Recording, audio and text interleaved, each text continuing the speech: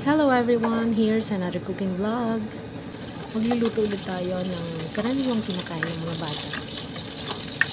Halos every other day yata gusto nila may ganito. Pang-replace sa rice.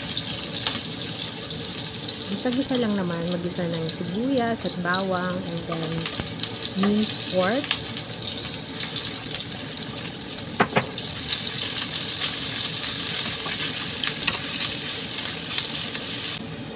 Ito yung parang giniling na bigas. Nabibili lang siya sa palengke. Ganyan lang, igigisa-gisa lang din. Tsaka titimplahan.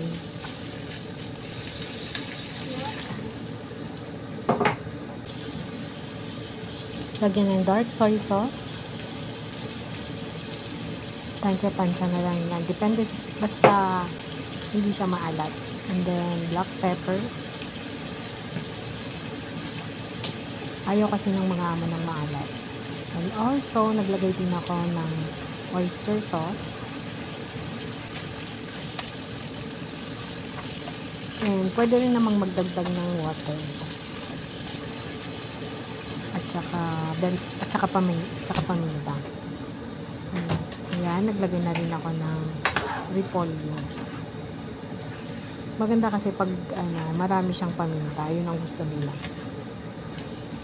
Halu-haluin lang hanggang maluto.